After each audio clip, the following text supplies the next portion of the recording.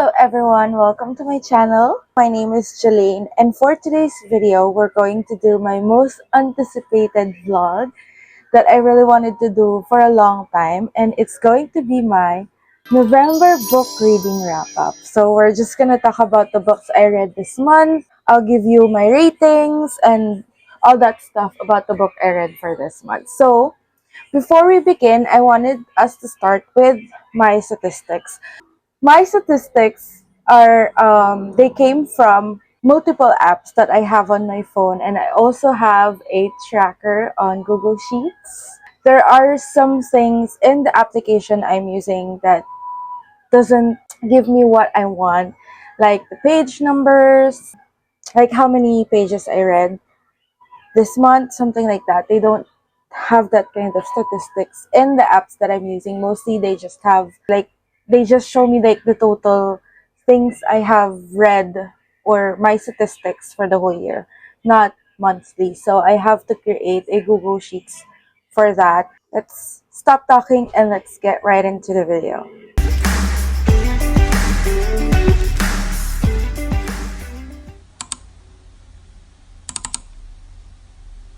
So first is I want to show you guys my reading statistics. The total books I read this month, 6 books, and total pages I read for this month is 2,333 pages. I believe my best month for this year is September. I think I read 7 books or 8 books September, but I can't remember. In an average, I'm just only able to finish 5 books per month, which is, I'm surprised that I was able to finish this amount of book this month. Next will be my November star rating breakdown. For this month, I gave out 1 2 stars, 2 3 stars, 2 4 stars, and 1 5 stars. And my average star rating for this month is 3.5. The books I read this month is just not giving what I want. Next is my November genre breakdown. So I have read a total of 5 genres this month. I have 1 romance, I have 1 dystopia, I have 2 fantasy romance, I have 1 thriller, and 1 young adult. I also have read 36 books out of 50 books for my book reading challenge in Goodreads. I'm almost there. I'm like 9 books behind. So I don't think I'll be able to reach my goal for this year since I just started reading books this April of 2024. But that's okay. We still have next year. Hopefully I can reach 50 books by next year or more, which is those are my statistics for this month. Now let's dive into the books I read for this month. So I will start with the very first book I read. I already have a book review for this, but I still wanted to give you guys a quick thoughts that I have about this book that I haven't mentioned in my previous video. So the first book I read this month is Blue Ticket by Sophie McIntosh. So a quick synopsis about this book is it follows a girl named Scala who is in this kind of dystopian setup where girls are being sifted through a lottery system what kind of ticket they will get, which is if it's a blue ticket, you'll have like a freedom to do whatever you want without worrying having a kid or anything like that. Another ticket is a white ticket, means that you'll learn things about being a mom. And our protagonist in this book, which is Scala, got blue ticket. So after she got blue ticket, she was sent out to find a city where she could, do all the things she wants. And while growing up, she got curious with white ticket women, like how does it feel like to be a mom, that kind of experience. She wanted to experience that too, and she did something which is a crime in this book. The story actually focuses on things she did after found out that she's pregnant and she's a blue ticket woman. I gave this book 2 stars because I was expecting more of an explanation why they have this kind of system, why our girls are being sifted with, being sifted to a white ticket and to a blue ticket woman. I wanted to know why, what's the reason why that happened, more explanation. Overall, I would say that's just what I wanted to get in this book is further explanation why that happened. I think I got used to some of the books I read, the dystopia books that I read, that this thing happened because this thing happened and stuff like that. And some books also focuses on, the characters in the book, but this one, it just focuses mainly in the, with the main character. I didn't like the ending on this book. I think there's something more into it. The next book I read this month, which I think a lot of people like it, but I don't hate it. It's just that there's some parts that I really don't like. Bride by Ali Hazelwood. If you haven't read Bride yet, which I don't think readers haven't read it yet, but if you haven't read it yet, it's all about enemies to lovers trope, where a vampire bride and a werewolf husband had to get married for politics purposes. So that's what happened here. Misery Lark, which is the daughter of a powerful councilman, a vampire councilman. She felt outcast because of the things that happened to her life. She's always like a collateral kind of person because in this book there's like a system. I forgot. I'm so sorry.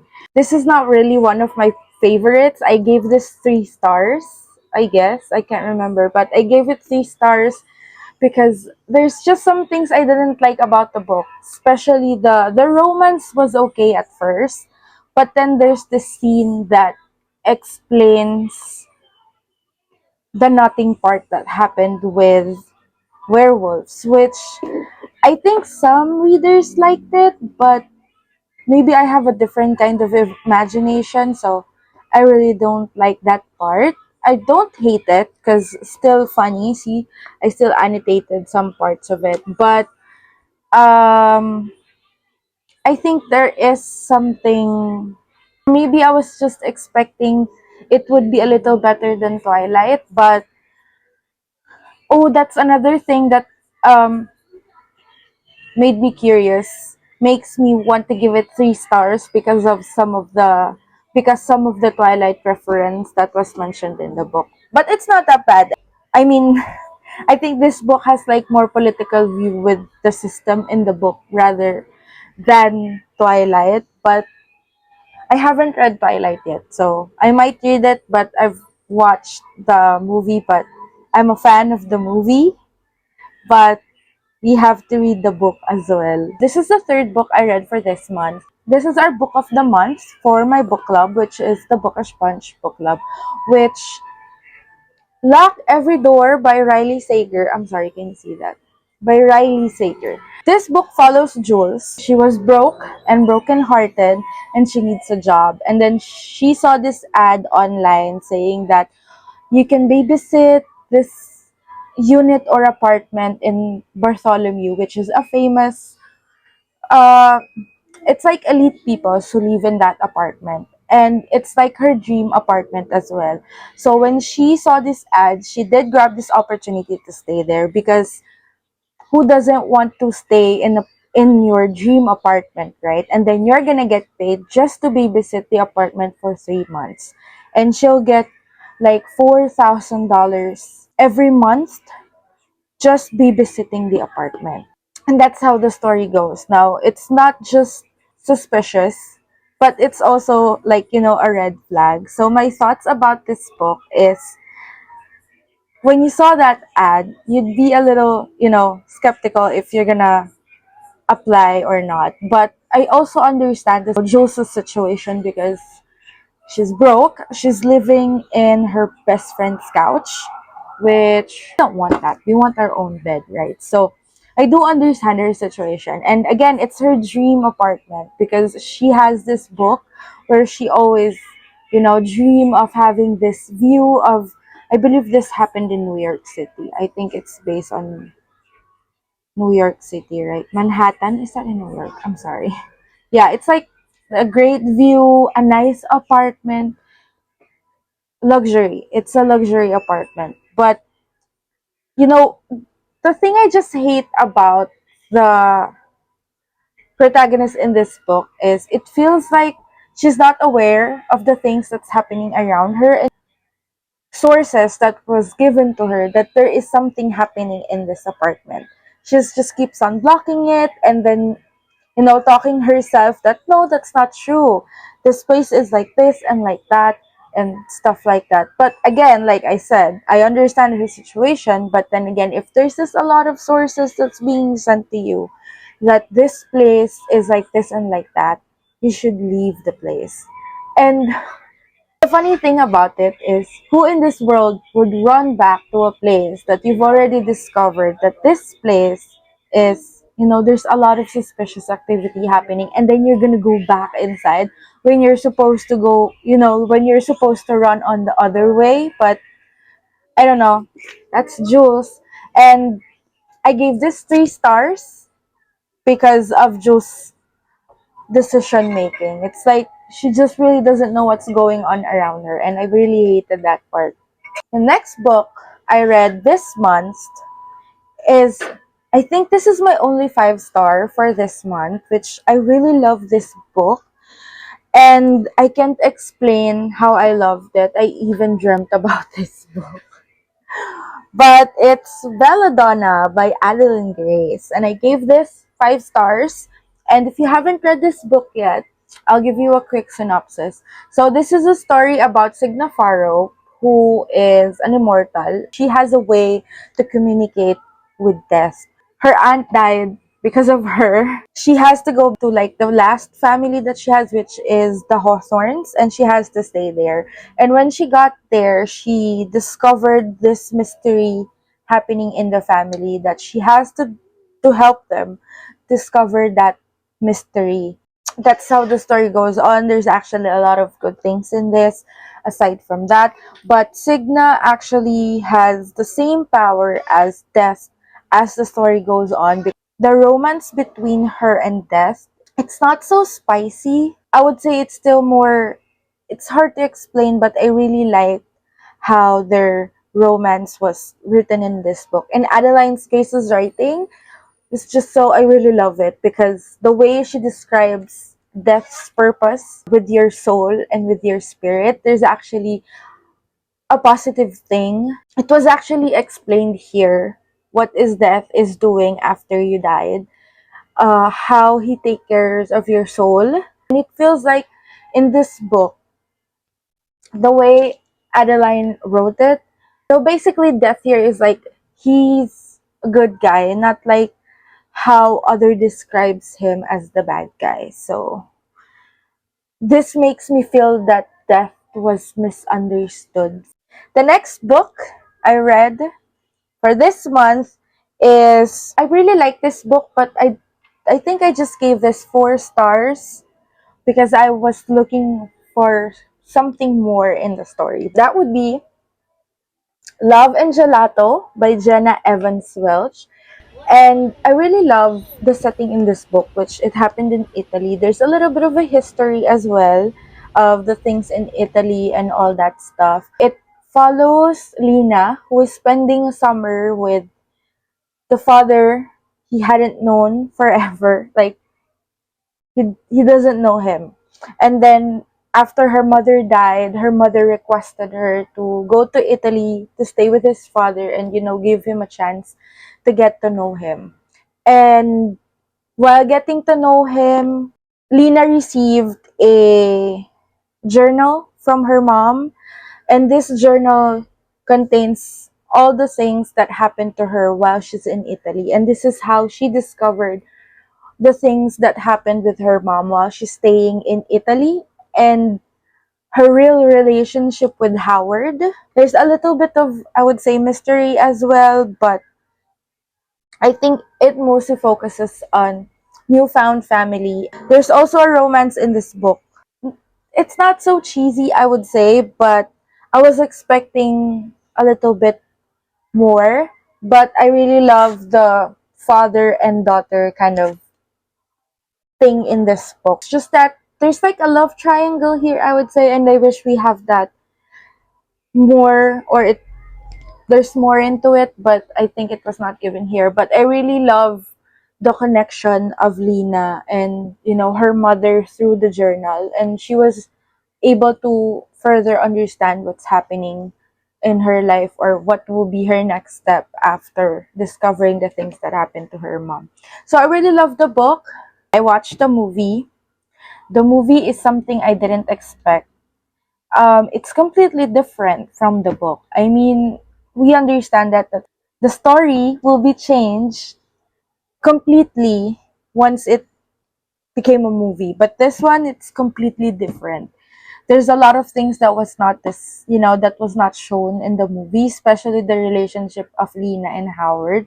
So yeah, I think that would be a different discussion. But if you're planning to watch the movie of Love and Gelato, I would recommend you to read the book first before watching the movie, because the book is better than the movie. That's all I can say. But I gave this a 4 star. Did I mention that? But yeah. The last book I read for this month is Regretting You by Colleen Hoover. And like I said in my previous videos, I love Colleen Hoover.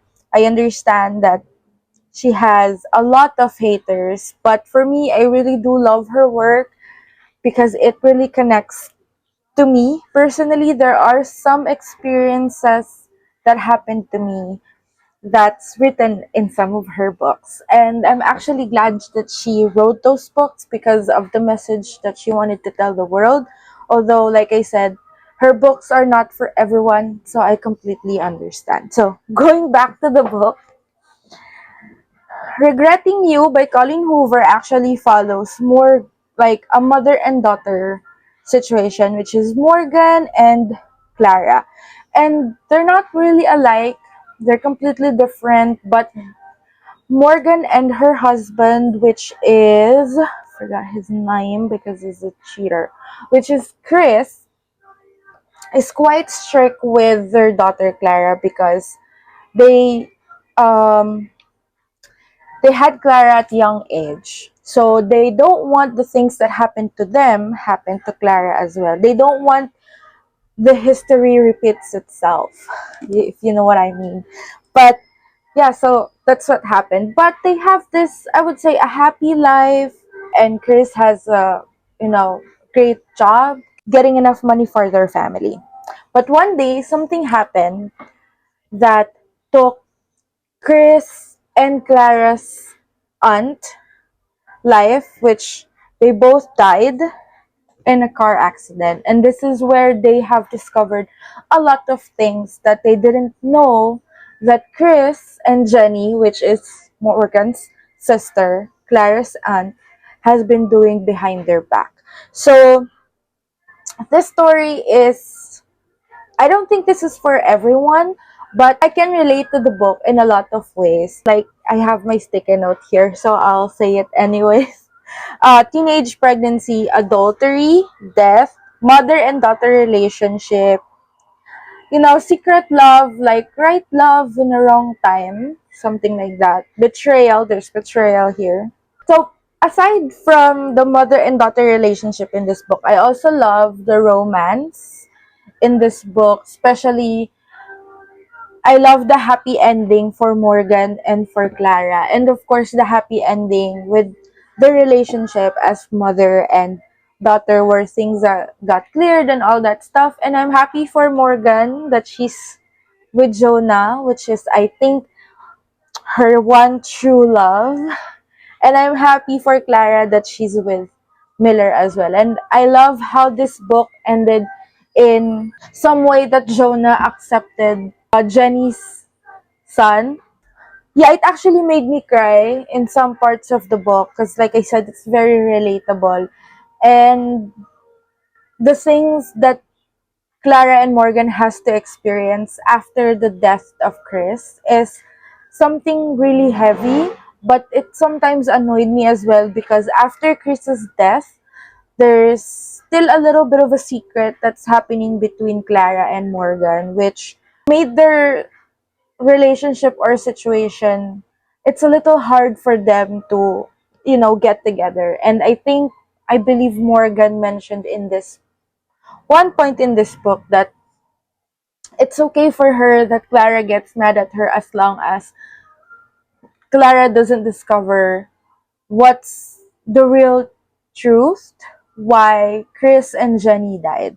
Because Clara is really close to his dad, Chris, and to her aunt, Jenny. So it's like it's okay for her to take the blame as long as she feels like she's protecting Clara by hiding or by not telling her the truth that happened, between them. But Jonah, on the other hand, which is Jenny's fiance, really wanted to tell Clara what happened because Jonah doesn't want Morgan to take the blame for the things that happened between Chris and Jenny.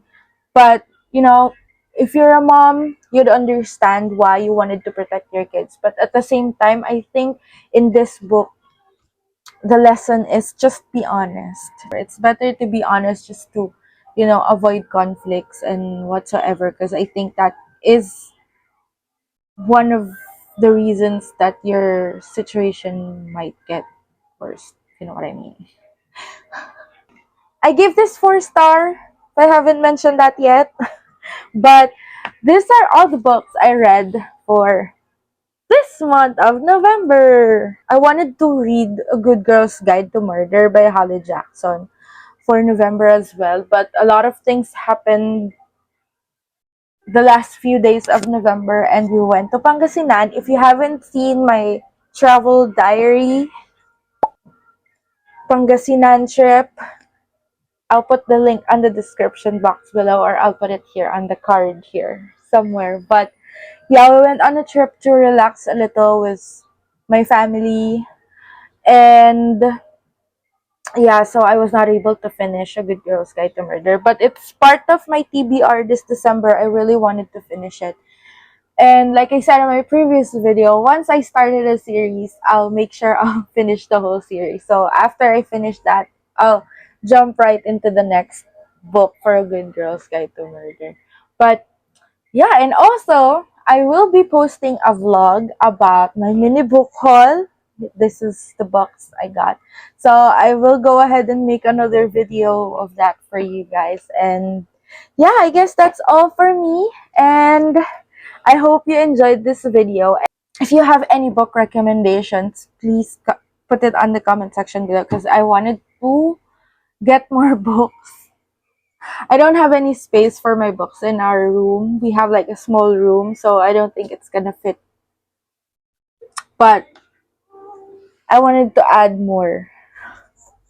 Yeah, thank you so much for joining. And if you like this video, like, thumbs up, subscribe. So yeah, thank you. Bye.